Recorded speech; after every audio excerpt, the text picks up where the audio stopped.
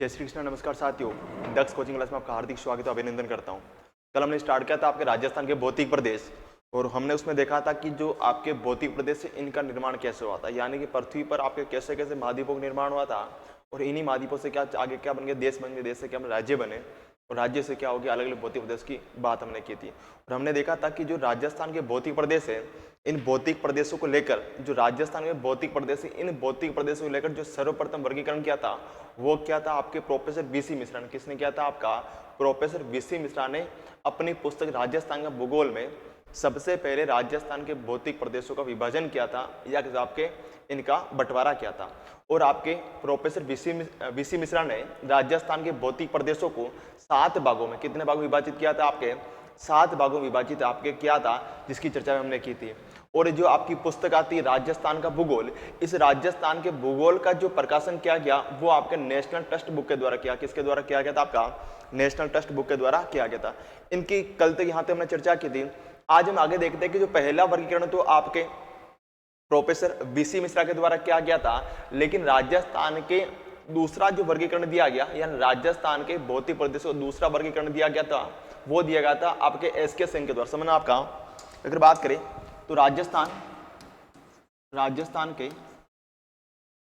के भौतिक प्रदेशों का भौतिक प्रदेशों का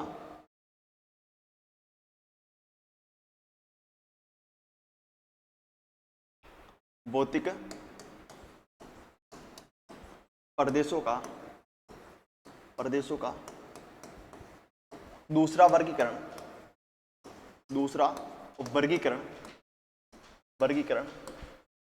वर्गीकरण एसके सेन के द्वारा, किसके द्वारा? आपका एसके सेन के द्वारा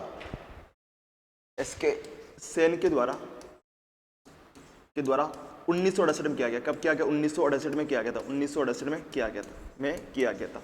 लेकिन ये इतना कोई आपके इसको इतनी कोई ज्यादा मान्यता प्राप्त नहीं हुई थी, इसलिए हम इसको ज्यादा हम देखते नहीं। बस आपको ये पता होना चाहिए कि राजस्थान के भौतिक प्रदेशों का दूसरा वर्गीकरण एसके सेन के द्वारा 1968 में किया गया था। इसके बाद आपका जो तीसरा वर्गीकरण किया गया था वो आपके 1971 में 1971 में डॉक्टर रामलोचन सिंह के द्वारा, किसके द्वारा किया गया? आपके डॉक्टर रामलोचन सिंह के द्वारा क्या किया गया? राजस्थान के भौतिक प्रदेशों का तीसरी बार वर्गीकरण किया गया। आगे हम बढ़ते हैं कि राजस्थान के भौतिक प्रदेशों का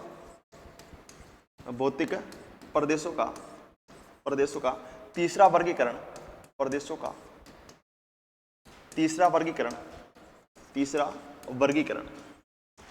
आपका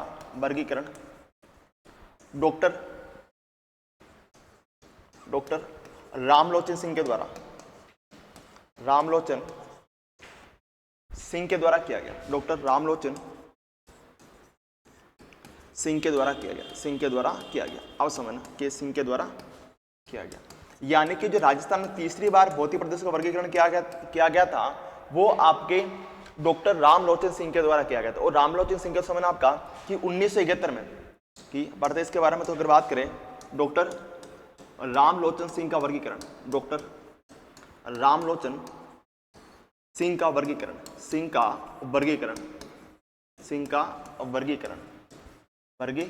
तो समझना इसके बारे में कि होता क्या है कि 1971 में डॉक्टर रामलोचन सिंह के द्वारा भारत के प्रादेशिक वर्गीकरण किया जा रहा था। कैसे कहोगे? भारत का जब प्रादेशिक वर्गीकरण किया जा रहा था तभी इन्होंने अपनी पुस्तक है इंडिया ए रीजनल ज्योग्राफी, कौन सी आती है? इंडिया ए रीजनल ज्योग्राफी में क्या किया था?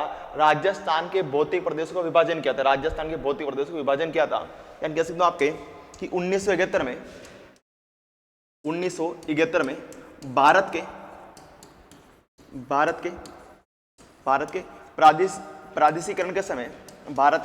प्रादेशीकरण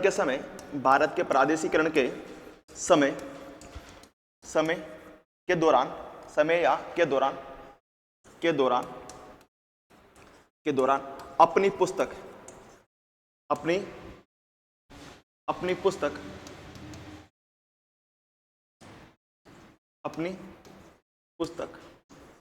इंडिया ए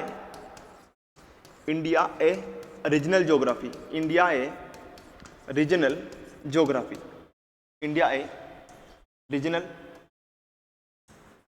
ज्योग्राफी में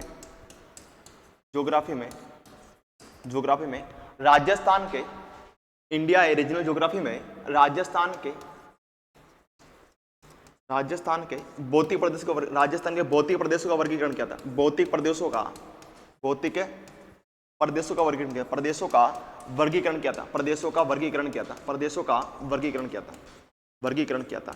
यानी होता क्या है कि जब 1971 में, यानी कि 1971 में जब भारत का प्रादेशिकरण किया जा रहा था, तो इसी दौरान कि जो आपके डॉक्टर रामलोचन सिंह है, इनके द्वारा क्या किया गया कि अपनी पुस्तक इंडिया ए रीजनल ज्योग्राफी, पुस्तक का नाम क्या था आपका, तो पुस्तक का नाम आता आपका इंडिया ए रीजनल ज्योग्राफी। कौन सी आती है आपकी, इंडिया ए रीजनल ज्योग्राफी में क्या किया, तो इन्होंने क्या किया, राजस्थान के भौतिक प्रदेशों का भी इनको वर्गीकरण किया था। राजस्थान के भौतिक प्रदेशों को भी इनके द्वारा वर्गीकरण किया गया था। और इनके द्वारा अगर बात करूं तो इन्होंने राजस्थान के भौतिक प्रदेशों को, प्रदेशों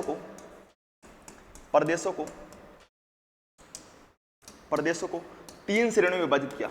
3 श्रेणियों में विभाजित किया। तो इनके द्वारा क्या किया गया कि जो राजस्थान के भौतिक प्रदेश, इन भौतिक प्रदेशों को आपका 3 श्रेणियों में विभाजित किया गया। 3 श्रेणियों में विभाजित किया गया।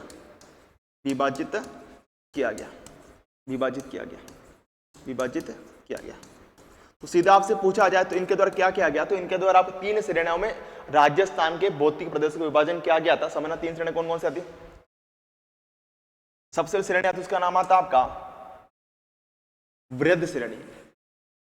कौन श्रेणी आती है आपकी, बृहद श्रेणी। फिर आती है आपकी उप श्रेणी आती। फिर आती है आपकी लघु श्रेणी। कौन सी आती है आपकी, लघु श्रेणी आती। यानी कि इनके द्वारा क्या किया गया आपका कि पहले इसको 3 श्रेणियों में बांटा गया, बृहद श्रेणी, उप श्रेणी और कौन सी आपकी लघु श्रेणी। समझना है। इन्होंने क्या किया कि जो हमारा जो राजस्थान है, इस राजस्थान को 2 बृहद श्रेणियों में बांटा था। इस राजस्थान इन्होंने क्या किया आपका, तो 2 बृहद श्रेणियों में बांटा था। 2 बृहद श्रेणियों में बांटा था। और राजस्थान को 4 उपश्रेणियों में बांटा था। और राजस्थान को 12 लघु श्रेणियों में बांटा था। अगर बात करूं मैं आपके बृहद श्रेणी के बारे में, एक तो आ जाता आपका राजस्थान का मैदान। क्या आता आपका, राजस्थान का मैदान। इसका नाम क्या दिया इन्होंने, एक तो दिया आपका राजस्थान का मैदान, दूसरा इन्होंने दिया आपका राजस्थान का पठार। क्या दिया आपका, राजस्थान का पठार। यानी मैं कह सकता हूं कि आपके डॉक्टर रामलोचन सिंह के द्वारा राजस्थान को 2 बृहद श्रेणियों में, जिनमें राजस्थान का मैदान में राजस्थान का पठार के रूप में क्या किया था, इनका विभाजन किया था। इसके अलावा इन्हीं वापस को कितने भागों में बांटा, इनको वापस 4 भागों में बांटा, उप श्रेणियों में बांटा गया। जो राजस्थान, इसको पुनः देखो 4 भागों में बांटा। एक तो आ जाता आपका आ जाएगा पश्चिमी राजस्थान का मैदान, पश्चिमी राजस्थान का मैदान। दूसरा आ जाएगा आपका बांगर प्रदेश। और तीसरा आ जाएगा आपका राजस्थान का पठार।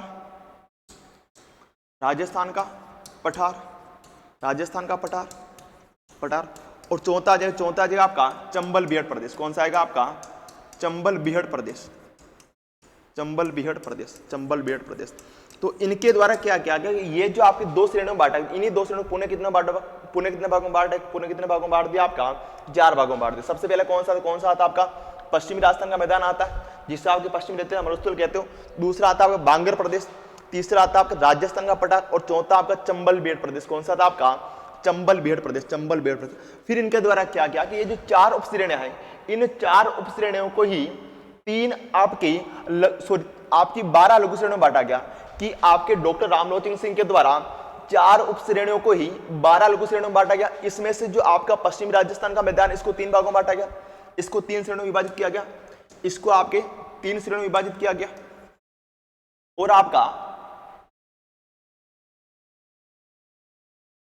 आपका जो बांगर प्रदेश को आपके 4 श्रेणियों में विभाजित किया गया, इसको पुनः 4 श्रेणियों में विभाजित किया गया। और जो राजस्थान का पठार, इसको आपके पुनः 3 श्रेणियों में विभाजित किया गया।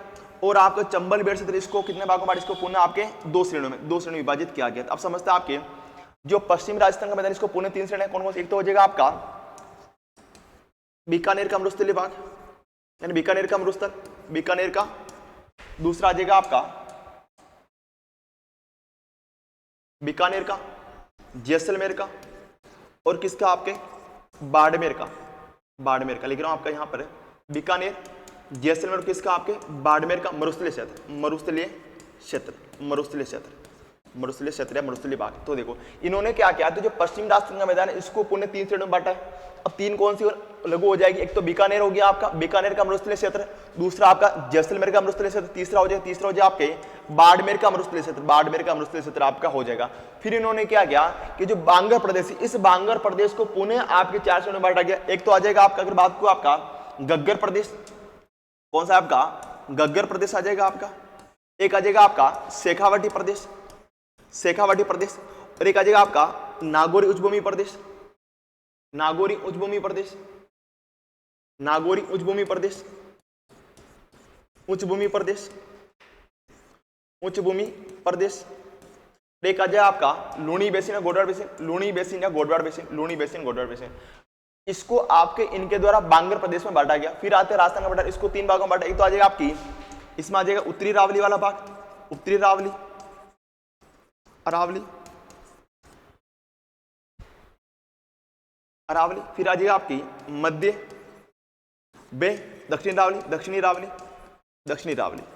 यानी इनके द्वारा क्या किया गया, जो राजस्थान का पठार है इसको आपके पुणे तीन भागों में, एक तो कौन सा उत्तरी रावली, मध्य रावली, और कौन सा दक्षिणी रावली, और चंबल बेड़ प्रदेश, इसको दो भागों में बांटा। एक तो हो जाएगा आपका निम्न, निम्न चंबल बेसिन, दूसरा हो जाएगा आपका मध्य चंबल बेसिन, मध्य चंबल बेसिन, मध्य चंबल बेसिन, मध्य चंबल बेसिन, मध्य चंबल बेसिन। ये जो आपका पूरा वर्गीकरण है, ये जो पूरा वर्गीकरण किसका, तो किसका हो जाएगा आपके डॉक्टर रामलोचन सिंह का, किसका आपका डॉक्टर रामलोचन सिंह का क्या, ये आपका पूरा वर्गीकरण, पूरा आपका क्या है वर्गीकरण है, जिन्होंने इस प्रकार से क्या क्या राजस्थान के पूरे भौतिक प्रदेश का वर्गीकरण आपका दिया था। आगे हम बात करें इसके बाद क्या होता है, इसके बाद आपके 1994 में जो आपका सर्वाधिक पूछा जाता एग्जाम है, और जिसको हम सर्वाधिक मान्यता प्राप्त भी करते हैं, या जिसको हम सर्वाधिक मान्यता देते हैं, या कह सकता हूं आपको कि जिसको सर्वाधिक मान्यता मिली हुई है, या फिर जिसको हम सर्वाधिक पढ़ते हैं, वो कौन सा आता है, तो वो आता है आपका प्रोफेसर एच.एम. सक्सेना, यानी हरिमोहन सक्सेना का वर्गीकरण, वे प्रोफेसर तिवारी का वर्गीकरण। इसमें से सर्वाधिक आता है वो आता है आपका प्रोफेसर एच.एम. सक्सेना का वर्गीकरण, जो इन्होंने 1994 में, यानी कि प्रोफेसर एच.एम. सक्सेना के द्वारा 1994 में अपनी पुस्तक राजस्थान का प्रादेशिक भूगोल में, किसमें आपका राजस्थान का प्रादेशिक भूगोल में क्या किया था, तो इन्होंने राजस्थान के भौतिक प्रदेश को वर्गीकरण दिया था। जिसके आगे करता देखो, अगर बात करूं इसके बाद क्या होता है आपका कि 1994 में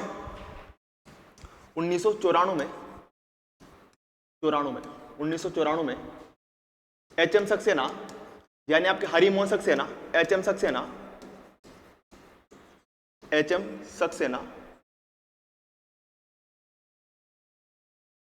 1994 में एच.एम. सक्सेना वे प्रोफेसर तिवारी ने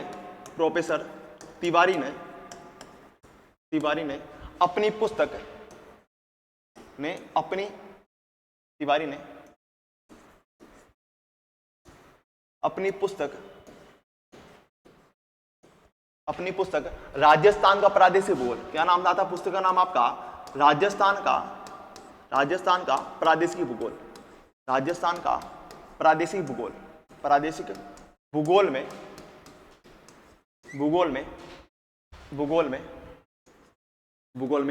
उच्चावच के आधार पर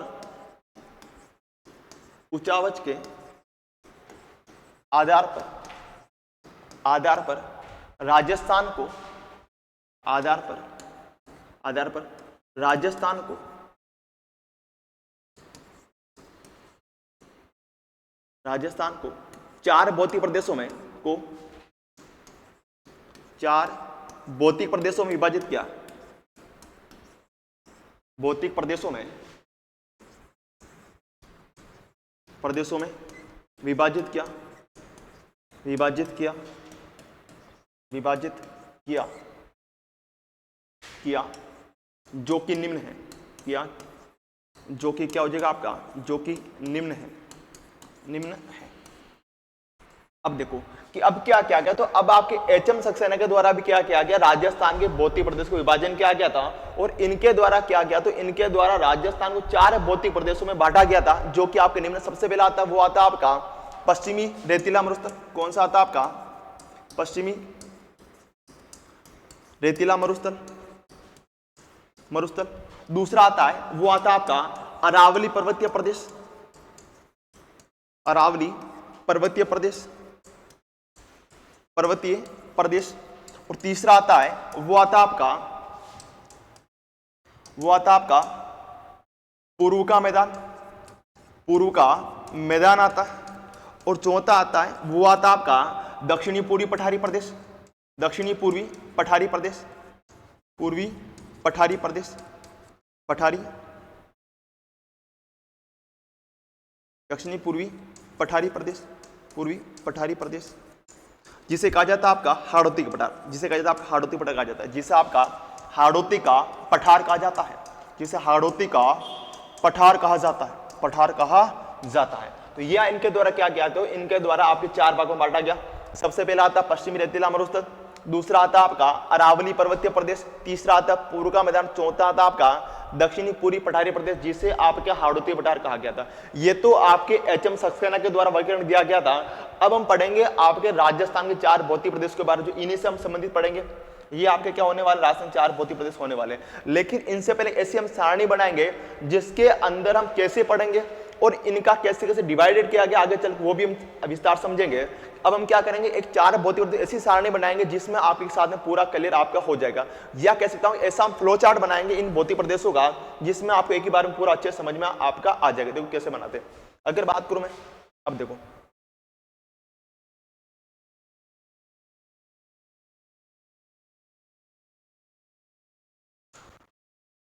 सबसे पहले बात कर, सबसे पहले आपका आ जाएगा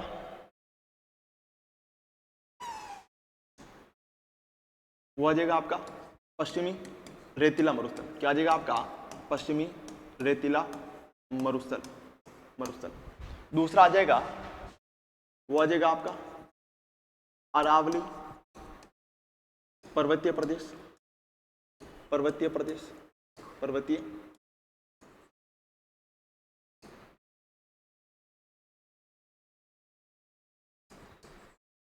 प्रदेश, प्रदेश।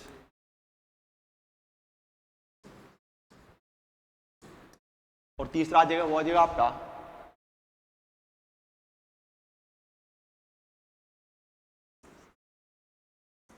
पूर्व का मैदान,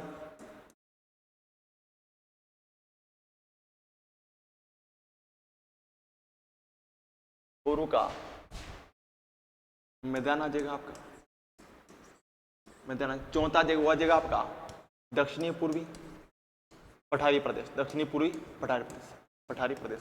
ये तो 4। अब इनको क्या किया गया, तो इनको भी वापस उपभौतिक प्रदेशों में, इनको भी वापस किया गया, तो इनको भी आपके उपभौतिक प्रदेशों में बांटा गया। जैसा मैंने आपका कि पश्चिमी रेतीला मरुस्थल को पुनः आपके 2 भागों में बांटा गया। एक तो आपका बांटा गया आपका शुष्क मरुस्थल, इसमें बांटा गया आपका शुष्क मरुस्थल में बांटा गया, शुष्क मरुस्थल में बांटा गया मरुस्थल। दूसरा बांटा गया अर्धशुष्क मरुस्थल में, अर्धशुष्क मरुस्थल में बांटा गया, अर्धशुष्क मरुस्थल में बांटा गया, मरुस्थल में बांटा गया। यानी कि आपके अर्धशुष्क मरुस्थल में बांटा गया, अर्धशुष्क मरुस्थल में बांटा गया, मरुस्थल में बांटा गया। यानी कि जो आपका पश्चिमी रेतीला मरुस्थल है, इसको पुनः आपके 2 भागों में बांटा जाएगा। एक तो बांटा जाएगा आपका शुष्क मरुस्थल, दूसरा हो जाएगा आपका अर्धशुष्क मरुस्थल हो जाएगा। इसकी जब हम आगे से करेंगे कि शुष्क मरुस्थल क्या होगा, आपका अर्धशुष्क मरुस्थल क्या होगा, सबकी हम विस्तार चर्चा करेंगे। ये क्या होता है, इनको कौन कौन सी रेखा आपको 2 भागों में बांटती है, इसकी क्या विशेषता और इसकी क्या है विशेषता। यहाँ से आपके बहुत बार प्रश्न पूछे जाते हैं। इनको भी पुनः आगे 2 भागों में 3 भागों में बांटा गया, उसकी चर्चा हम करेंगे आपके। जैसे कि आपका शुष्क मरुस्थल, इसको पुनः आपके 2 भागों में बांटा गया, और जो अर्धशुष्क मरुस्थल है, इसको पुनः आपके 4 भागों में बांटा गया। इन सब की चर्चा हम करेंगे। फिर हम पढ़ेंगे आपका ये जो आपका अरावली पर्वतीय प्रदेश है, इस अरावली पर्वतीय प्रदेश को पुनः 3 भागों में बांटा गया आपका। एक तो आपका बांटा गया उत्तरी अरावली, उत्तरी अरावली बांटा गया आपका, उत्तरी अरावली बांटा गया आपका। दूसरा आपका बांटा गया आपका मध्य अरावली बांटा गया, मध्य अरावली हो जाएगी आपकी। दूसरी हो जाएगी आपकी मध्य अरावली हो जाएगी आपकी, अरावली हो जाएगी। और तीसरी हो जाएगी आपकी दक्षिणी अरावली। कौन सी हो जाएगी आपकी? दक्षिणी अरावली, दक्षिणी अरावली हो जाएगी, दक्षिणी अरावली हो जाएगी, अरावली हो जाएगी, दक्षिणी अरावली हो जाएगी, अरावली हो जाएगी। यानी कि आपके जो अरावली पर्वतीय प्रदेश को पुनः 3 भागों में बांटा जाएगा आपके। एक तो बांटा जाएगा उत्तरी अरावली में, दूसरा बांटा जाएगा आपका मध्य अरावली में, और तीसरा बांटा जाएगा आपका दक्षिणी अरावली में। इनका विभाजन किया जाएगा। फिर हम बात करें पूर्व का मैदान, तो पूर्व का मैदान को भी आपके पुनः 3 भागों में बांटा गया। एक तो आ जाएगा आपका चंबल बेसिन, क्या आ जाएगा आपका? चंबल बेसिन आ जाएगा आपका, चंबल बेसिन, चंबल बेसिन, या फिर इसे कह दूंगा आपके चंबल नदी निर्मित मैदान। क्या कहलाता है आपका? चंबल बेसिन या चंबल नदी निर्मित मैदान कहलाता है। इसका मतलब क्या होगा कि जिस क्षेत्र में कौन सी नदी बहती है, चंबल नदी बहती है, उस क्षेत्र में आपका चंबल बेसिन आ जाएगा, या फिर कह दूंगा आपके चंबल नदी निर्मित मैदान आप कह दोगे। दूसरा आता है वो आता है आपका बनास बाणगंगा बेसिन। कौन सा आता है आपका? Banas Banganga basin, Banganga basin, Banganga basin आ जाएगा, बाणगंगा बेसिन आपका आ जाएगा, बाणगंगा बेसिन आपका आ जाएगा। और तीसरा आ जाएगा वो आ जाएगा आपका माही बेसिन। क्या आएगा आपका? माही बेसिन, माही बेसिन आ जाएगा, माही बेसिन। अब माही बेसिन का मतलब क्या होगा? या तो आप कह दोगे माही बेसिन, या इसे कह दोगे आपके माही नदी निर्मित मैदान। क्या कहलाएगा आपका? माही नदी निर्मित मैदान कहलाएगा। यानी जिस क्षेत्र में क्या बहती है आपकी माही नदी बहती है, उस क्षेत्र को क्या कहते हो? उस क्षेत्र को क्या कहते हो आपके? माही बेसिन। क्या कहते हो? माही बेसिन, या इसे कह दोगे आपके माही नदी निर्मित मैदान, इसे कह दोगे। फिर हम पढ़ेंगे जो आपके दक्षिणी पूर्वी पठार थे, इसको हम पुनः 2 भागों में बांटे। एक तो आपका आ जाएगा विंध्यन कगार क्षेत्र। क्या आ जाएगा आपका? विंध्यन कगार क्षेत्र आ जाएगा आपका, विंध्यन कगार क्षेत्र, कगार क्षेत्र आ जाएगा आपका। और दूसरा आ जाएगा वो आ जाएगा आपका दक्कन का पठार। क्या आ जाएगा आपका? दक्कन का पठार, दक्कन का पठार आ जाएगा, दक्कन का पठार आपका आ जाएगा, पठार आपका आ जाएगा। ये जो पूरा फ्लो चार्ट है, ये पूरा फ्लो चार्ट हम पढ़ेंगे कि आपके कैसे हमें पढ़ना वो समझ में आ जाएगा आपके। कि सबसे हम पढ़ेंगे पश्चिमी रेतीला मरुस्थल, इसको पुनः 2 भागों में बांटेगा। फिर हम पढ़े अरावली के बारे में, इसको पुनः 3 भागों में बांटेगा। फिर हम पढ़े पूर्व के मैदान के बारे में, इसे पुनः आपके 3 भागों में बांटेगा। फिर हम पढ़ेंगे आपके दक्षिणी पूरी पठारी प्रदेश के बारे में, जिससे आपके हाड़ौती पठार कहा जाता है, इसको पुनः आपके 2 भागों में बांटा गया। तो यदि आपको ये वाला फ्लो चार्ट समझ में आ गया तो सोचना कि आपको चीजें बहुत सारी समझ में आने वाली है ना। ये आपका पूरा क्या फ्लो चार्ट, पूरा आपका क्या फ्लो चार्ट है, जो कि आपके लिए बहुत ज्यादा लाभदायक सिद्ध होने वाला है। देखो यहाँ तक आपके सारे पॉइंट्स क्लियर आपके हो चुके होंगे। चलो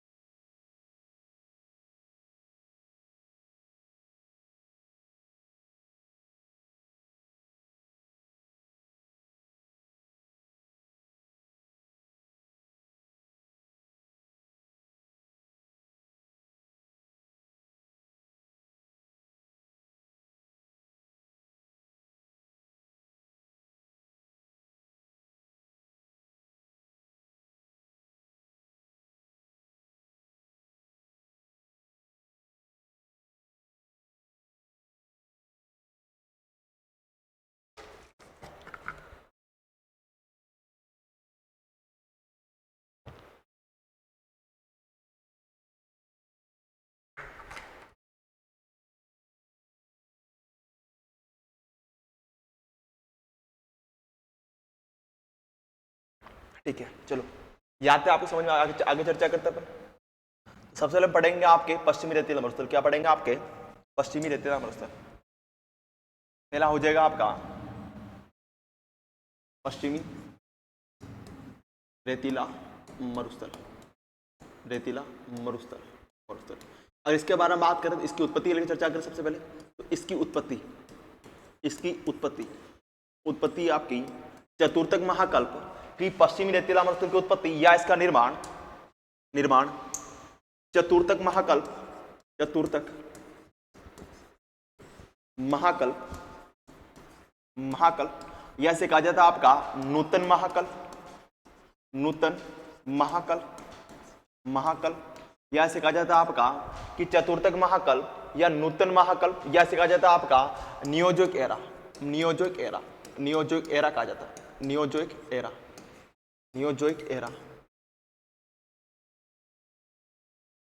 नियोजक एरा की पश्चिमी रेतीला मरुस्थल की उत्पत्ति चतुर्थक महाकल्प या नूतन महाकल्प या नियोजक एरा के प्लीस्टोसीन काल में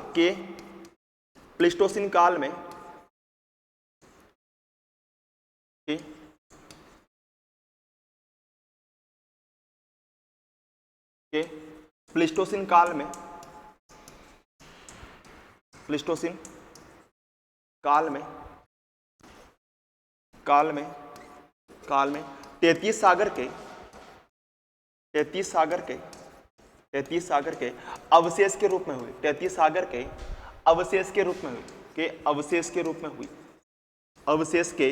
में हुई इसका मतलब क्या हो गया अवशेष के रूप में इसका मतलब क्या होगा जो इसकी उत्पत्ति हुई थी आपकी यानी पुनः समझना आपसे पूछा जाए कि एग्जाम में आपके पटवार में यहां से पूछा गया था इधर तो क्या लगा आपके पटवार 2015-16 में पूछा गया था इधर तो क्या लिखा था आपके इधर तो राजस्थान के भौतिक प्रदेश लिखे थे और इधर क्या लिखे थे आपके तो इधर आपके लिखे थे इनकी उत्पत्ति काल या इनका निर्माण काल और पूछा गया इनको दोनों को क्या करना आपका मिलान करना तो एग्जाम में कितनी बार पूछा जाता है कि जो आपका पश्चिम रेतीला मरुस्थल इसकी उत्पत्ति तो इसकी उत्पत्ति महाकल्प कौन सा महाकल्प तो चतुर्थक महाकल्प या इसका नूतन महाकल्प या इसका आपका नियोजक एरा क्या कहते हैं आपका नियोजक एरा कहा जाता है लेकिन इसी नियोजक एरा का काल कौन सा आपका प्लीस्टोसीन काल कौन सा था आपका प्लीस्टोसीन काल या प्लीस्टोसीन युग इस प्लीस्टोसीन काल में क्या इसकी क्या होती है उत्पत्ति होती है इसकी क्या होती है आपकी उत्पत्ति होती है और इसकी उत्पत्ति 33 सागर से किसके रूप में होती है आपकी 33 सागर के अवशेष के रूप में होती है इसका मतलब क्या होगा इसका मतलब ये होगा कि जहां पर वर्तमान में आज आपका पश्चिमी रेतीला मरुस्थल था पहले आपके यहाँ पर क्या था 33 सागर था क्या था आपका 33 सागर था क्या था 33 सागर था तो इसका समझना इसके बारे में विद्वान ने मत दिया था इनके बारे में एक विद्वान उनका नाम आता आपका देखो कि आपके सर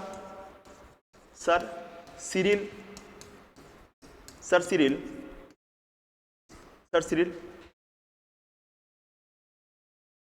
फोर्ब्स वे बेलेंड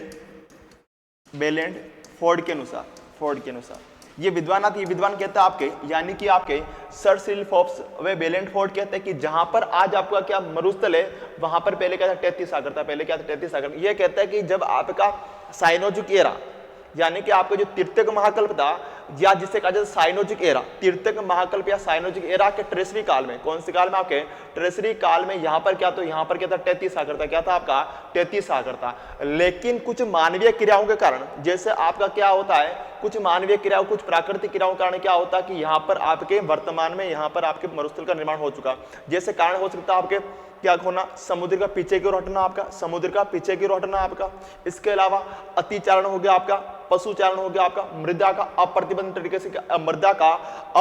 तरीके से उपयोग करना ऐसे कुछ कारण थे जिनके कारण यहाँ पर किसका निर्माण हो गया आपका तो यहाँ पर आपके मरुस्थल का आपका निर्माण हो चुका समझना कैसे देखो ये क्या बताता ये बताता आपके इनके अनुसार तो इनके अनुसार हो जाता आपका इनके अनुसार आपका हो जाएगा तो इनके अनुसार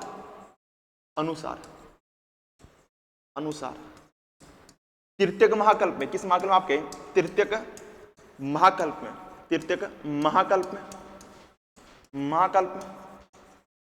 महाकल्प में या कह दूंगा आपके साइनोजिक एरा कौन सा एरा आपका साइनोजिक एरा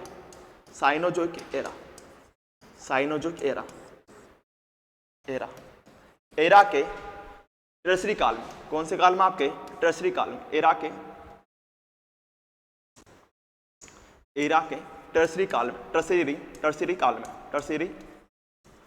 ट्रेसरी काल में यानी कि ट्रेसरी काल में यहां पर क्या था तो क्या था आपका ट्रेसरी काल में यहां पर आपके 33 सागर था क्या था आपका 33 सागर था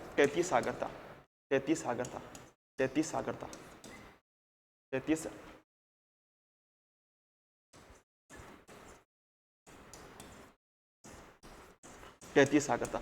यानी कि आपके सर सिरिल फोर्ब्स बेलेंफोर्ड बताता है कि जो आपका तृतीयक महाकल्प आता है या साइनोजिक एरा आता है, इस एरा का काल कौन सा था? आपका ट्रेसरी काल। कौन सा काल आता है? आपका ट्रेसरी काल। इस ट्रेसरी काल में जहां पर आज मरुस्थल है वहां पर पहले क्या था? आपका 33 सागर था। क्या था? आपका 33 सागर था। लेकिन जैसे ही आपका नूतन महाकल्प प्रारंभ होता है, कि जैसे आपका नूतन महाकल्प आता है या कह दूं आपके चतुर्थक महाकल्प या कह दूं आपके नियोजिक एरा, इस नियोजिक एरा के प्लेस्टोसिन काल में, इस प्लेस्टोसिन काल में क्या हो जाने के कारण, आपके समुद्र के सूख जाने के कारण या समुद्र के पीछे हटने के कारण यहां पर किसका निर्माण हो गया आपका? तो यहां पर आपके मरुस्थल का निर्माण आपका हो गया। तो देखो कैसे कहता हूं, आपके 33 सागर था यहां पर। लेकिन आपका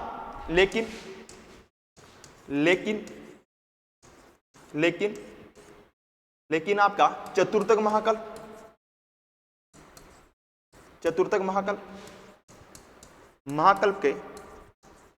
महाकल्प के प्लेस्टोसिन काल में,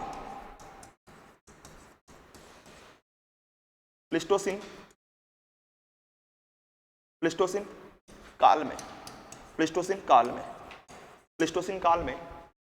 काल में समुद्र के या सागर के, समुद्र के पीछे हटने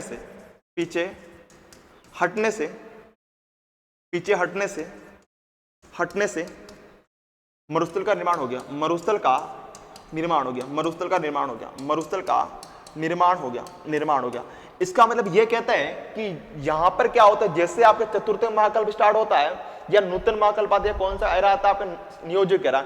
इस नियोजिक एरा काल कौन सा था? प्लेस्टोसिन काल। कौन सा था? प्लेस्टोसिन काल आता है। जैसे ये प्लेस्टोसिन काल आता है, यहां से क्या समुद्र सूख जाता है? क्या समुद्र सूख जाता है? और समुद्र का पीछे हटना, सूखने के कारण, समुद्र के पीछे हटने में सूखने के कारण यहाँ पर किसका निर्माण हो जाता है आपका? तो यहाँ पर आपके मरुस्थल का निर्माण हो जाता है।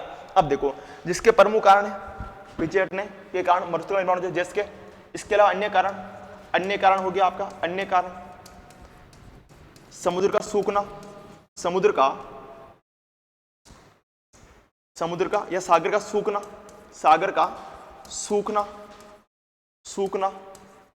व पीछे हटना। इसके अलावा कह दो आपके अतिचारण व पशुचारण, मृदा का अप्रतिबंध तरीके से उपयोग करना,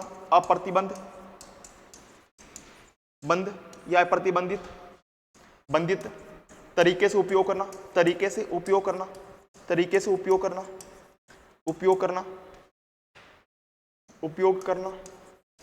उपयोग करना, वे वनस्पति का अभाव, ऐसे बहुत सारे कारण से, जैसे आपके इसके अलावा मानवीय क्रिया, वनस्पति कारण, वे मानवीय क्रिया,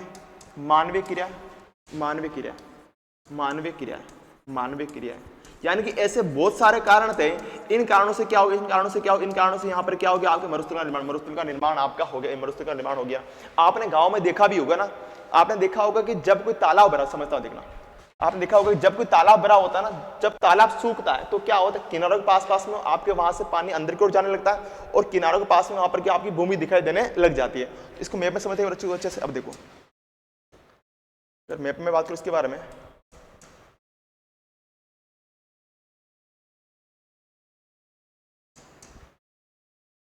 देखो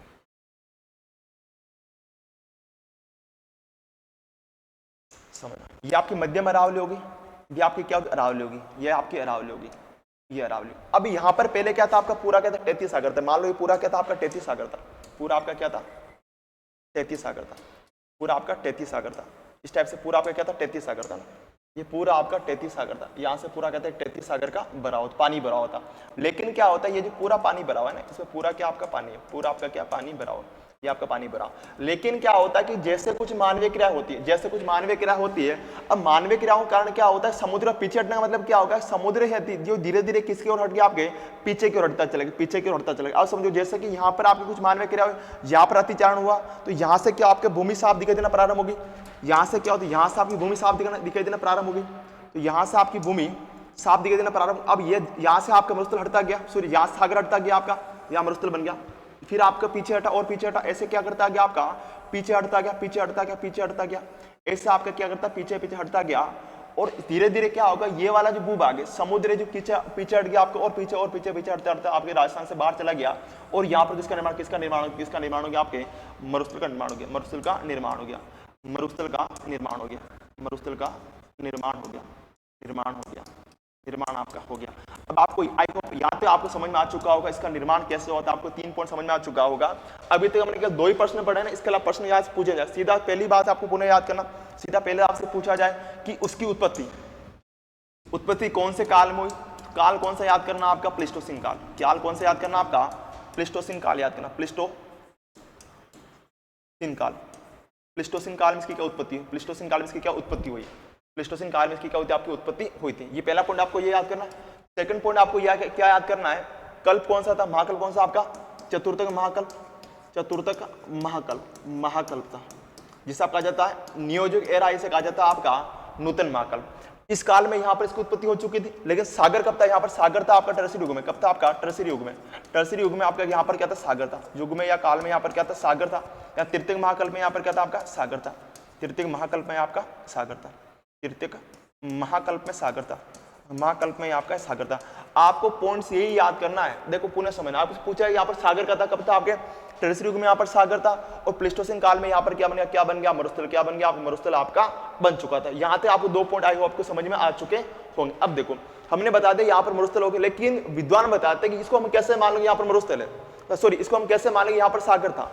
तो जैसे कि वर्तमान में आपका यहाँ पर क्या है, मरुस्थल है, लेकिन पहले यहाँ पर क्या था, सागर था, क्या था, 33 सागर अवशेष मिलते हैं, लेकिन इसको कैसा माना जाएगा, यहाँ पर पहले आपको 33 सागर था, तो इसके कितने प्रमाण मिलते हैं आपके, इसके मुख्यतः 3 प्रमाण, कितने प्रमाण मिलते हैं आपके, 3 प्रमाण मिलते हैं, जिसके आधार पर हम कह सकते हैं यहाँ पर क्या था आपका 33 सागर था, क्या था आप 33 सागर था, यानी आप कह सकते हो कि 33 सागर के होने के 3 प्रमाण आपको देखने को मिलते हैं। अगर बात करो इसके बारे में, तो 33 सागर के 33 सागर के होने के प्रमाण,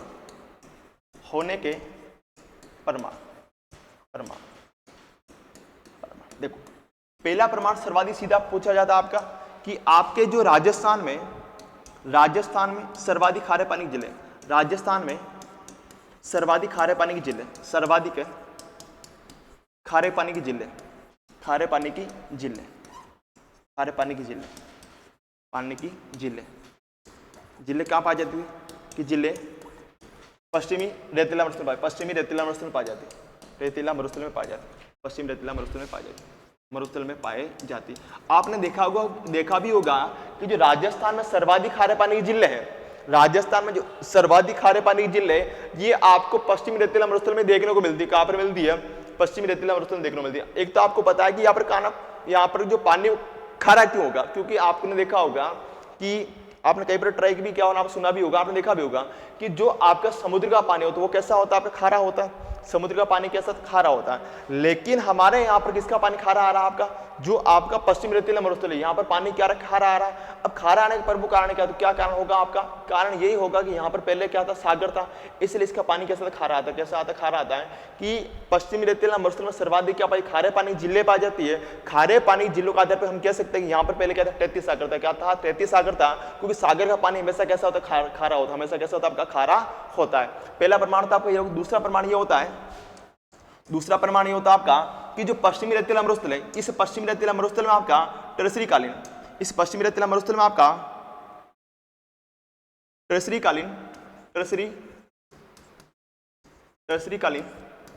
कालीन अवसादी चट्टान पाई जाती है, कालीन अवसादी चट्टान पाई जाती है, अवसादी चट्टानें पाई जाती है, अवसादी चट्टानें पाई जाती है, अवसादी चट्टानें पाई जाती है, अवसादी चट्टानें पाई जाती है, चट्टानें पाई जाती है कि आपके पश्चिमी रेतीला मरुस्थल में टर्शियरी कालीन अवसादी चट्टानें पाई जाती है। अब समझना कि जहां पर भी चट्टानें कौन सी मिलेगी, अवसादी चट्टानें पाई जाएगी, और जहां पर भी चट्टानें कौन सी होगी आपकी, अवसादी चट्टान होगी, वहां पर हमेशा कौन सा खनिज पाई जाएगी, वहां पर हमेशा आपका जीवाश्म खनिज पाया जाएगा। जीवाश्म खनिजों की प्रधानता होती है, जीवाश्म खनिजों की प्रधानता होगी, जीवाश्म खनिजों क्या होती है आपकी, प्रधानता होती है, खनिजों की प्रधानता होती है।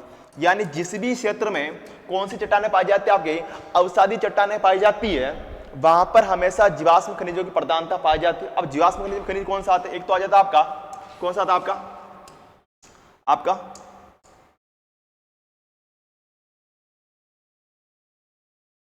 जैसे आपका कोयला हो गया, आपका कोयला हो गया, आपका पेट्रोलियम पदार्थ हो गया, पेट्रोलियम पदार्थ हो गया, पेट्रोलियम पदार्थ हो गया, पेट्रोलियम पदार्थ हो गया।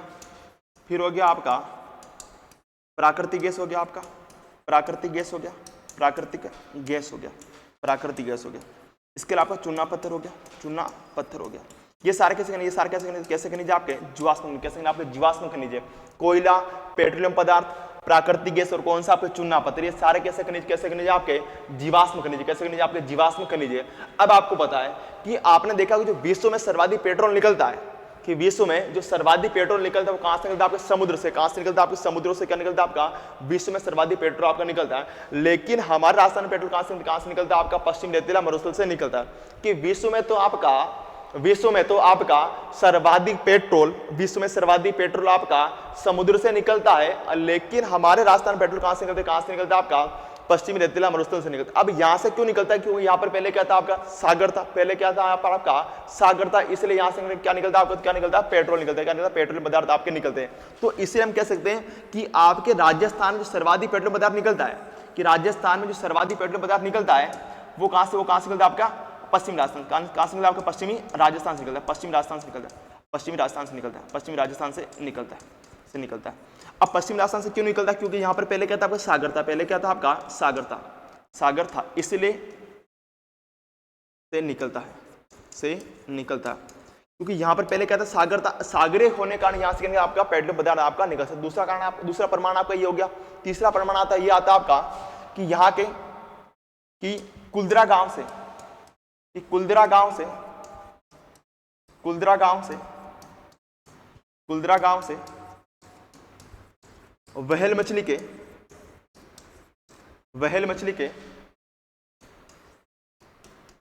व्हेल मछली के अवशेष प्राप्त हुए। कि आपके जैसलमेर के कुलदरा गांव से किसके अवशेष प्राप्त हुआ था, आपके व्हेल मछली के अवशेष प्राप्त हुए। व्हेल मछली क्या होते हैं, अवशेष प्राप्त हुए थे। अब समझना कि हमें व्हेल मछली अवशेष कहां से प्राप्त होते हैं, कि आपको पता है मछली कहां मिलेगी, समुद्र में मिलेगी। लेकिन हमारे यहाँ पर तो क्या था, मरुस्थल था।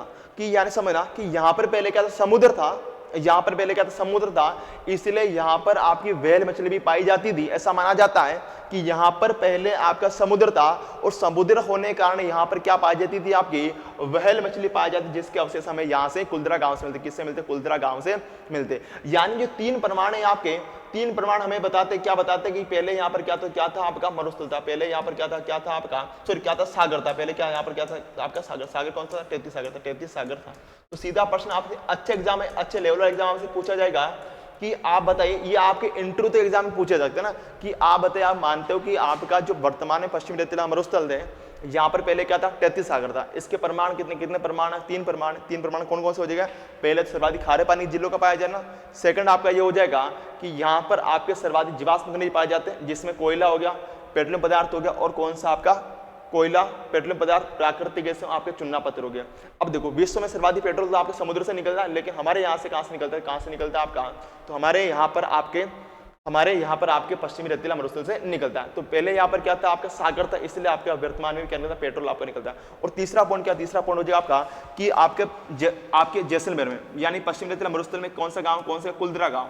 इस कुलदरा गांव से किसके अवशेष मिले थे, आपके व्हेल मछली के अवशेष मिले थे। व्हेल मछली के अवशेष मिले थे। अब आपको पता है कि मरुस्थल में आपकी मछली पाई नहीं जाएगी, मरुस्थल में तो आपकी मछली देखने को नहीं मिलेगी। लेकिन पहले यहाँ पर क्या था, आपका सागर था। पहले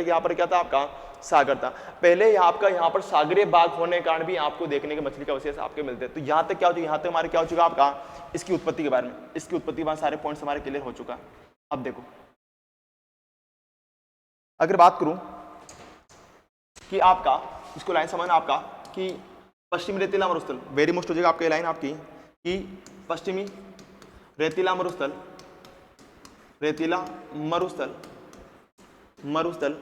33 सागर अवशेष है, 33 सागर का अवशेष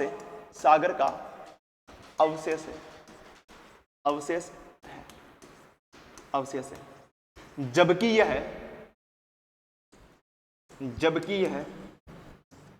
यह अफ्रीका के ग्रेट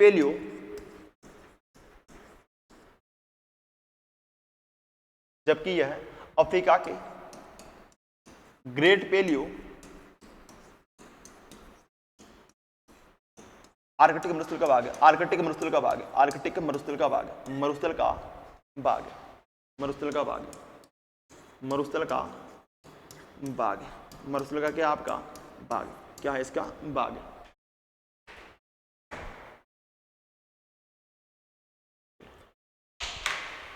और आज की क्लास को अपन यही विराम देते हैं, आज की क्लास को यही विराम देते हैं। जो साथी जुड़े उनको दोबारा थैंक यू सो मच। आज के लिए इतना से, थैंक यू सो मच।